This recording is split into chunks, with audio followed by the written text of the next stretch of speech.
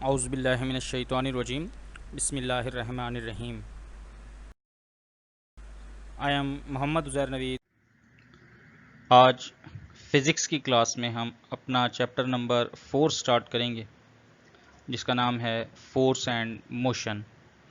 इससे पहले हमने चैप्टर नंबर 3 के न्यूमेरिकल सॉल्व किए और चैप्टर नंबर 3 अपना मुकम्मल किया। अब हम चैप्टर नंबर 4 स्टार्ट करने लगे, तो अपना चैप्टर नंबर 4 स्टार्ट करते हैं आज का। चैप्टर स्टार्ट करने से पहले चैप्टर से रिलेटेड इस्लामिक इंटीग्रेशन, जिसका तर्जुमा है, और ए मेरी कौम अपने रब से माफ़ी चाहो, फिर इसकी तरफ रुजू लाओ, तुम पर ज़ोर का पानी भेजेगा और तुम में जितनी कुव्वत है इससे और ज़्यादा देगा, और जुर्म करते हुए रूगर्दानी ना करो। ये कुरान पाक की सूरत नंबर 11 की आयत नंबर 52। कंटेंट्स की बात करें तो इसमें हम फोर्स की डेफिनेशन डिस्कस करेंगे विद एग्जांपल्स। उसके बाद हम लॉ ऑफ मोशन स्टार्ट करेंगे, जिसका फर्स्ट लॉ ऑफ मोशन आज के लेक्चर में हम डिस्कस करेंगे, और साथ ही फर्स्ट लॉ ऑफ मोशन से रिलेटेड लॉ ऑफ इनर्शिया। ये आज के हमारा कंटेंट, आज के हमारे टॉपिक्स हैं जो आज के लेक्चर में हमने डिस्कस करने हैं। तो हम अपना लेक्चर स्टार्ट करते हैं। Force force is that agent which changes और tends to changes the state of rest और motion of a body. Force एक ऐसा एजेंट है जो क्या करता है, स्टेट ऑफ बॉडी, यानी कि जो उसकी स्टेट है, आपको याद होगा हमने डिस्कस किया था कि दो ही स्टेट होती हैं, या तो कोई ऑब्जेक्ट रेस्ट की हालत में होता है या फिर मोशन की हालत में होता है। तो चेंज ऑफ स्टेट का मतलब क्या है, या तो रेस्ट से मोशन में या मोशन से रेस्ट में। जैसे यहाँ लिखा हुआ है चेंजेस और टेंड्स टू चेंजेस। अब ये वर्ड का मतलब क्या है, यानी या तो तब्दील कर देता है या तब्दील करने की कोशिश करता है। फॉर एग्जाम्पल, आपके पास कोई बहुत भारी चीज़ है जिसको आप धक्का लगाने की कोशिश कर रहे हैं, यानी आप फोर्स तो अप्लाई कर रहे हैं लेकिन उसकी स्टेट को चेंज नहीं कर पा रहे। तो आप चेंज नहीं कर रहे बल्कि क्या कर रहे हैं, टेंड्स टू चेंज, यानी वो जो फोर्स काम कर रही है उस वक्त वो कोशिश कर रही है, ठीक है, यानी उसको स्टेट को तब्दील करने की कोशिश। अब फोर्स तो अप्लाई हो रही है लेकिन स्टेट चेंज नहीं हो रही, तो इसको हम क्या कहते हैं, tends to change the state of rest और मोशन। यानी अगर हम ज्यादा फोर्स लगाएंगे तो हम तब्दील कर देंगे, और अगर फोर्स उससे कम होगी तो फिर वो तब्दील नहीं हो पाएगी स्टेट। तो इसलिए हम फोर्स की डेफिनेशन में क्या कहते हैं कि फोर्स वो एजेंट है जो किसी ऑब्जेक्ट की स्टेट ऑफ रेस्ट या स्टेट ऑफ मोशन को तब्दील करता है या तब्दील करने की कोशिश करता है। It can also distort or tends to distort the shape of a body to which it applied. अच्छा, इसके अलावा ये किसी भी चीज की शेप को तब्दील कर सकता है, यानी अगर आप किसी चीज के ऊपर, किसी ऑब्जेक्ट के ऊपर फोर्स अप्लाई करते हैं तो उसकी शेप तब्दील हो सकती है। और फिर यहां पर भी वही आ जाएगा, या तो शेप तब्दील हो जाएगी या शेप तब्दील करने की कोशिश करेगी। यानी जो फोर्स है ये किसी ऑब्जेक्ट की शेप भी तब्दील कर सकती है, ठीक है, जब इसके जो जिस ऑब्जेक्ट के ऊपर इसको अप्लाई किया जाता है उस ऑब्जेक्ट की शेप भी तब्दील हो सकती है फोर्स के जरिए। यानी अगर फॉर एग्जांपल हम मिसाल ले लें, अगर आपके पास कोई आयरन की चीज़ है, उसको आप हिट करते हैं हैमर के जरिए, ठीक है, जोर से हिट करते हैं, तो उसकी शेप जो होगी वो क्या हो जाएगी, तब्दील हो जाएगी, उसकी शेप में तब्दीली आ जाएगी, ठीक है। या अगर तब्दीली नहीं भी आएगी लेकिन फोर्स तो अप्लाई हो रही है, तो अब वहां पर वो मूव तो नहीं कर रही, यानी रेस्ट ऑफ मोशन या रेस्ट का या स्टेट ऑफ मोशन या स्टेट ऑफ रेस्ट का जिक्र तो नहीं है वहां पर, ठीक है, लेकिन क्या है, फोर्स अप्लाई हुई जिसने क्या किया, तब्दील करने की कोशिश की। अगर तब्दील हो गई तो इसका मतलब तब्दील कर दिया, और अगर तब्दील नहीं हुई तो फिर तब्दील करने की कोशिश की।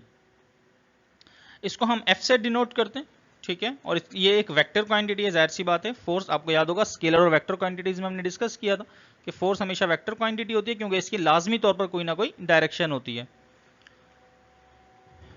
फॉर्मूला इसका F is equal to M है, सेकेंड लॉ ऑफ मोशन है, ये इंशाल्लाह हम नेक्स्ट लेक्चर में डिस्कस करेंगे। यूनिट इसका न्यूटन है, ठीक है, ऐसा यूनिट के अंदर हमने पढ़ा था ड्राइव्ड यूनिट्स के अंदर कि हमारे पास जो फोर्स होती है इसका यूनिट न्यूटन होता है। एग्जाम्पल्स की अगर हम बात करें, पुश, पुल, यानी किसी चीज को धकेलना, किसी चीज को खींचना। मैग्नेटिज्म, एक मैग्नेट की फोर्स होती है, यानी जब आप मैग्नेट को किसी आयरन की चीजों के करीब लेकर जाते हैं तो वो क्या करता है, उस चीज को अपनी तरफ खींच लेता है, तो वो मैग्नेटिक फोर्स होती है। इसके अलावा ग्रेविटी की फोर्स है, ठीक है, फ्रिक्शन की फोर्स है। तो ये सब क्या है, फोर्स की कुछ एग्जांपल्स हैं, जैसे किसी चीज को धकेलना, किसी चीज को खींचना, मैग्नेट की फोर्स है, जमीन की ग्रेविटी की फोर्स है, फ्रिक्शन की फोर्स है जिसको हम कहते हैं रगड़ की फोर्स, ठीक है। जब कोई दो सर्फेसेस आपस में रगड़ खाती हैं तो उनके दरमियान क्या होती है, फ्रिक्शन की फोर्स होती है। अब इसी तरीके से आपके सामने फोर्स एंड मोशन में नजर आ रहा है, पुश है, पुल है, मैग्नेटिज्म है, ग्रेविटी है, फ्रिक्शन है, एक्सेलरेशन है। तो ये कुछ एग्जांपल्स आपको दिखाई गई हैं यहाँ पर फोर्सेस की, ठीक है, जिसमें फोर्स इसी तरीके से पुश एंड पुल, ठीक है, यानी अगर हम पुश करते हैं तो अपने आप से अवे यानी कि दूर हम उसकी डायरेक्शन लेकर जा रहे होते हैं, अपने से किसी चीज को दूर कर रहे होते हैं। और जब हम किसी चीज को पुल करते हैं, ठीक है, तो अपनी तरफ खींचते हैं, तो ये लाजमी तौर पर इसकी क्या है, डायरेक्शन है। अब हम आते हैं फर्स्ट लॉ ऑफ मोशन की तरफ। फर्स्ट लॉ ऑफ मोशन क्या कहता है, every object continues it's state of rest और ऑफ मोशन, यानी कोई भी ऑब्जेक्ट अपनी स्टेट, चाहे वो रेस्ट की है या मोशन की है, कंटिन्यू रखता है in a straight line until and unless it is acted upon by an external force। यानी कोई भी ऑब्जेक्ट चाहे वो रेस्ट की हालत में है या मोशन की हालत में, उसकी जो स्टेट है वो कंटिन्यू रहेगी। कब तक कंटिन्यू रहेगी, जब तक के कोई एक्सटर्नल फोर्स उसके ऊपर अमल करके विच changes it's state of rest और ऑफ यूनिफॉर्म मोशन। अब वो जो एक्सटर्नल फोर्स उस पर अमल करेगी वो क्या काम करेगी, वो उसकी जो स्टेट है, ठीक है, उसको तब्दील कर देगी, ठीक है, क्योंकि फोर्स है। अभी हमने पढ़ा कि फोर्स तो वही एजेंट है जो क्या कर देता है, फोर्स का काम ही यही है कि वो स्टेट ऑफ रेस्ट या स्टेट ऑफ मोशन को चेंज कर देता है। तो यहां पर भी क्या है कि अब यहां पर हम उसी को अगर कंटिन्यू करें फोर्स की डेफिनेशन को, तो यहां पर सिंपल सी बात है कि जब तक फोर्स अप्लाई नहीं होगी किसी भी ऑब्जेक्ट की स्टेट तब्दील नहीं हो सकती। और यही फर्स्ट लॉ ऑफ मोशन है कि कोई भी ऑब्जेक्ट उस वक्त तक अपनी स्टेट को कंटिन्यू रखता है, अगर कोई ऑब्जेक्ट रेस्ट की हालत में तो वो रेस्ट की हालत में ही रहेगा, और अगर कोई ऑब्जेक्ट मोशन की हालत में तो वो मोशन की हालत में ही रहेगा। कब तक रहेगा, उस वक्त तक रहेगा जब तक उसके ऊपर कोई फोर्स अमल नहीं करेगी। एग्जाम्पल्स की बात करें अगर हम, book lying on a table, a ball is lying on a ground. एक बुक है जो टेबल पर रखी हुई है, ठीक है, अगर आप उसको पूरा दिन वहीं पर रखी रहने दें तो वो कभी भी अपनी स्टेट को तब्दील नहीं कर सकती, रेस्ट की हालत में रेस्ट की हालत में ही रहेगी। इसी तरीके से एक बॉल है जो ग्राउंड के ऊपर पड़ी हुई है, जब तक आप उसको किक नहीं करेंगे उस वक्त तक वो मूव नहीं करेगी, जब तक उस पर कोई फोर्स अमल नहीं करेगी, चाहे वो हवा की फोर्स क्यों ना हो, जब तक कोई फोर्स अमल नहीं करेगी वो मूव नहीं करेगी, वो अपनी स्टेट को तब्दील नहीं करेगी। रेस्ट की हालत में होगी तो रेस्ट की हालत में ही रहेगी। तो इस तरीके से हम देखते हैं कि हमारे पास कोई भी ऑब्जेक्ट जो अपनी स्टेट को तब्दील करता है उसके लिए क्या चीज जरूरी है, फोर्स जरूरी है। Law of inertia, law of inertia क्या है, अच्छा, फर्स्ट लॉ ऑफ मोशन को हम लॉ ऑफ इनर्शिया भी कहते हैं, लेकिन इनर्शिया किसी भी ऑब्जेक्ट की वो प्रॉपर्टी है जिसकी वजह से उस बॉडी के अंदर रेजिस्ट पैदा होता है, यानी उसके मज़ाहमत पैदा होती है। अब देखिए यहां पर अगर हम, तो किसी भी ऑब्जेक्ट के अंदर जो रेजिस्ट पैदा होता है, यानी अगर कोई ऑब्जेक्ट मूवमेंट की हालत में तो उसको रोकने के लिए फोर्स लगानी पड़ती है, उस फोर्स के अगेंस्ट एक रेजिस्टेंस आती है सामने से, वो रेजिस्टेंस क्या है, इनर्शिया है। इसी तरीके से अगर कोई ऑब्जेक्ट रेस्ट की हालत में मौजूद है, अगर कोई ऑब्जेक्ट रेस्ट की हालत में मौजूद है और वो मूवमेंट करना चाहता है, यानी फोर्स लगाते हैं उसको मूव करवाते हैं, तो उस मूवमेंट के अगेंस्ट भी एक रेजिस्टेंस सामने आती है।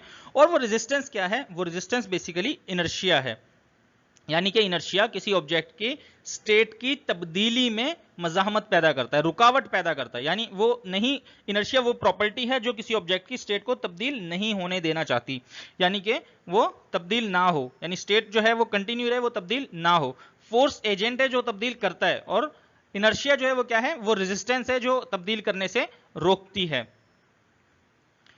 देखिए यहां पर इनर्शिया की एक एग्जांपल आपके सामने, ठीक है, यहां पर आपको कुछ एग्जांपल दिखाई गई हैं जिसमें ये ऑब्जेक्ट्स हैं जो नीचे की तरफ आ रहे हैं, ठीक है, अगर इसके अगेंस्ट में आप कोई ब्लॉक या कोई चीज लगा देते हैं तो क्या होगा, अब ये रेजिस्टेंस आ गई सामने, ये क्या आ गई, रेजिस्टेंस आ गई सामने। अब ये क्या करेगा, इस ऑब्जेक्ट की मूवमेंट को रेजिस्ट करेगा, ठीक है, रोक देगा, ठीक है। अब इसमें से कुछ ऑब्जेक्ट्स ऐसे होंगे जो आगे मूव कर जाएंगे और कुछ ऑब्जेक्ट्स ऐसे हैं जो रुक जाएंगे, ठीक है। इसी तरीके से आपके सामने एक ग्लास के ऊपर एक कॉइन रखा हुआ है और उसके नीचे एक कार्डबोर्ड है, ये कार्डबोर्ड ये चीज प्रेजेंट कर रहा है, यहाँ पर दिखा रहे हैं आपको कि जो है वो ऑब्जेक्ट, यानी जो सिक्का इसके ऊपर, कॉइन इसके ऊपर रखा हुआ है, ये नीचे गिरना चाहता है लेकिन ये कार्डबोर्ड इसको नीचे गिरने नहीं दे रहा, ठीक है, ये इसके अंदर रेजिस्टेंस पैदा कर रहा है, ठीक है, इनर्शिया जनरेट हो रहा है। एग्जाम्पल नंबर 1 की बात करते हैं, if we put a coin on a card and place a card on a glass and flick away the card with the finger, the coin drops into the glass, this is due to inertia। अब यहां पर देखें first picture के अंदर आपके पास cardboard के ऊपर एक कॉइन रखा हुआ है जो ग्लास के अंदर नहीं गिर रहा, ठीक है। अगर आप इस कार्डबोर्ड को फ्लिक करते हैं, ठीक है, निकाल देते हैं, यहां से खींच लेते हैं अपनी तरफ, या फिंगर से जो है वो फ्लिक कर देते हैं और इसको मारकर नीचे गिरा देते हैं, तो क्या होगा कि कॉइन जो होगा वो क्या होगा, फौरन से ग्लास के अंदर चला जाएगा। ठीक है, उसकी वजह क्या है, ये किस वजह से हो रहा है, इनर्शिया की वजह से, यानी ऑब्जेक्ट जो है वो मोशन की हालत में जाना चाह रहा था, ग्रेविटी उसको नीचे की तरफ खींच रही थी, लेकिन कार्डबोर्ड उसको नीचे जाने से रोक रहा था। ठीक है, जिसकी वजह से क्या हुआ कि यहां पर इनर्शिया जनरेट हुआ। ये सब किसकी वजह से हुआ, इनर्शिया की वजह से।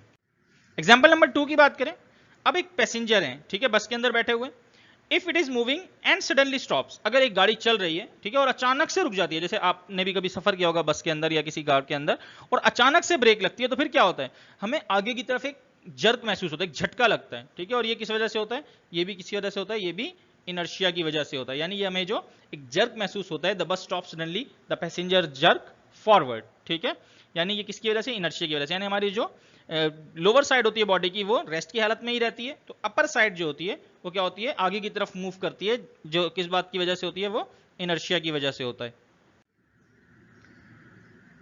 मास और इनर्शिया की बात करें अगर हम, तो मास और इनर्शिया का क्या ताल्लुक है, the greater the mass of the object the greater it's inertia. अब जैसे यहाँ एक एग्जांपल दिखाई है, आपके पास दो जो है वो बकेट मौजूद है, ठीक है, एक जो है वो क्या है, सैंड से भरी हुई है, और एक जो है वो खाली। किसको पुश करना ज्यादा आसान है आपके लिए, अब फॉर एग्जांपल आप इसको मोशन की हालत में, यानी स्टेट चेंज करें ना, रेस्ट की हालत में, अब आप इसको मोशन की हालत में लाना चाहते हैं, फोर्स लगाना चाहते हैं, अब इसके अंदर इनर्शिया जो है वो किसके अंदर ज्यादा होगा, बिल्कुल जिसका मास ज्यादा होगा, यानी जिसके अंदर सैंड मौजूद है उसका मास ज्यादा है, उसमें इनर्शिया ज्यादा होगा। क्यों, क्योंकि आपको उसको मूवमेंट करवाने के लिए ज्यादा फोर्स लगानी पड़ेगी, और जो खाली बकेट है उसके अंदर आपको कम फोर्स लगानी पड़ेगी। इसी तरीके से मास एंड इनर्शिया की बात है कि आपके पास दो बॉल्स हैं, एक आपके पास जो है वो बॉलिंग बॉल है, because it has more mass therefore more inertia. अब इसमें से आपसे पूछा जा रहा है कि इनमें किस पे ज्यादा फोर्स लगानी पड़ेगी मूवमेंट के लिए, तो जाहिर सी बात है एक जो बड़ी बॉल है इसके ऊपर ज्यादा फोर्स लगानी पड़ेगी आपको, क्योंकि इसका मास ज्यादा है, और जो छोटी बॉल है उसके ऊपर आपको कम फोर्स लगानी पड़ेगी, क्योंकि इसका मास जो है वो कम है। तो यहां पर हम कह सकते हैं मास और इनर्शिया का जो रिलेशन है वो क्या होता है, the greater the mass of the object the greater it's inertia. ये तो आज का हमारा लेक्चर। होम टास्क की तरफ आते हैं। तो आज जो कुछ भी आपने पढ़ा, जिसमें फोर्स की डेफिनेशन विद एग्जांपल्स पढ़ी है, फर्स्ट लॉ ऑफ मोशन पढ़ा है, इनर्शिया पढ़ा है, ये सब आपने क्या करना है, याद करना है, लर्निंग करनी है इसकी। और अगर इसमें कोई क्यूरी हो, कोई मसला हो, कुछ चीज़ समझ नहीं आई हो, तो आप कंसर्न टीचर से रब्ता कर सकते हैं।